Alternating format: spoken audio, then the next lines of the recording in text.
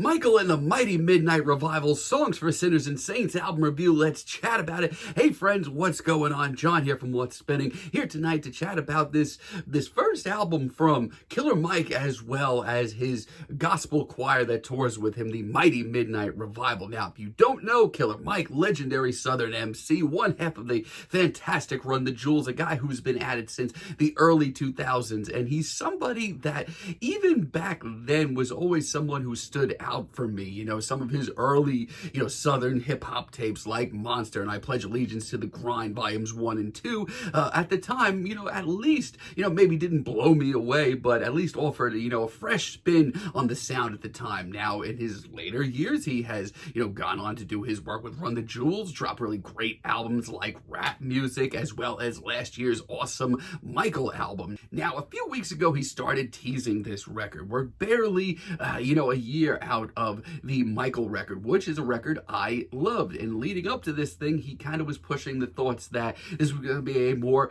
gospel-infused hip-hop album, which is something that I am always a proponent of. I thought the Humble Me single was really tasteful, but however, I feel like this record is a little rushed sounding, maybe even a little inconsistent. But Killer Mike is a legend for a reason, and there's plenty of great moments on here too. Bussin' Bricks intro, this is honestly right where I wanted to hear this thing go. This feels like it picks up right where Michael left off. It is a nurgent, nasty Southern hip-hop tune that slaps you right in the face. I love the dusty production in this beat, and Mike's verse is just so focused here. It's a great intro. I also really do love Humble Me. Honestly, my thoughts really haven't changed that much since this track dropped. It's probably one of the best cuts here and a great choice for a single. It's got a really silky, laid-back beat, and Mike's performance here is one of his most emotional on this whole record. And yeah, you can argue it's a little straightforward, maybe it is, but I would argue that this is a flex for one, and two,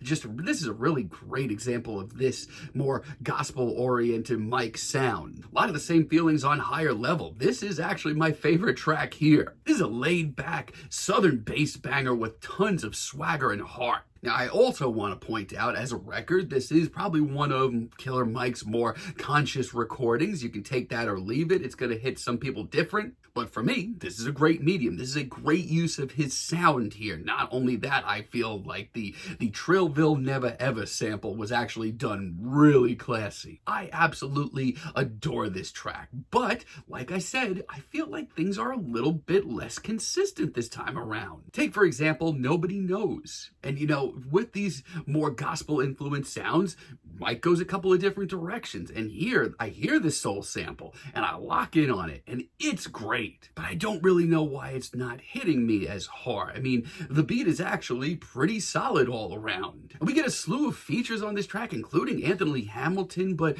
nobody really brings their A game, I feel like. Not only that, but this sound, in parts, was done better on Michael. Exit 9 Scenic Route featuring Blast and Offset, also really under standards. I mean, let's start with some positives. Much like the Michael record, a lot of Mike's performances on this entire album are very raw, very emotional, and more than often than not, his heart is in the right place. But this track is all over the place. It's way too classy and elegant. The sung hook is not up to snuff, and Blast and Offset are easily two of the worst features on this record. The sounds of this record continue to be really wishy-washy with Lord Prepare Me. I think it's the worst track here. Once again, when gospel and hip-hop works, it's magic, but this is hellish. Once again, I feel like Mike's mind is in the right place, but his heart isn't. Why is this so uninspired? His energy is down. His passion is down. The beat, the production, I'm just not feeling this. And had to get it just feels like leftovers at this point. This instrumental, Mike's verse, it's nothing exciting or new. It doesn't really tell us anything that we haven't heard, but much more interesting. I mean, it's okay when Mike is focused. He puts out some genuinely great stuff here.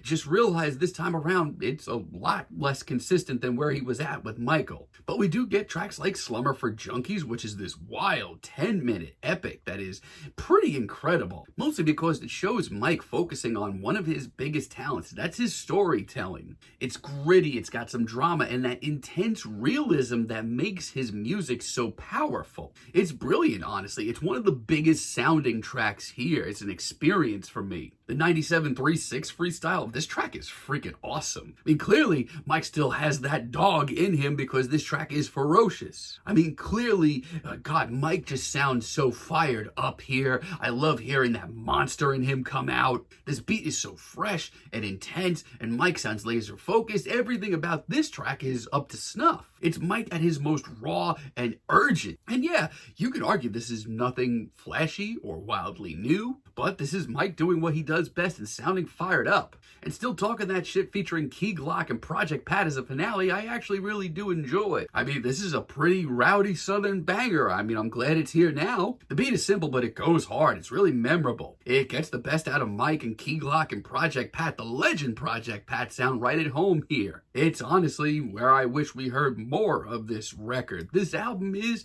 just okay overall. I mean, it's Killer Mike. He's a legend for a reason. When he's laser focused on this record, he's putting out just some of the most urgent and most conscious hip hop out there. My issue is there's a lot of this record that is just very uninspired. A lot of this record sounds urgent and fired up, but I would argue just as much of it sounds kind of rehashed, like we've been here before. Also, a lot of the sounds of this record were done a lot better on Michael just about a year ago, but that's just me. I'm feeling a decent 6 on this record, but let me know what you all think down below. If you like the video, be sure to give us a like, give us a subscribe, and let me know down below what you would like for me to chat about in the future. And until next time, have a great day, friends.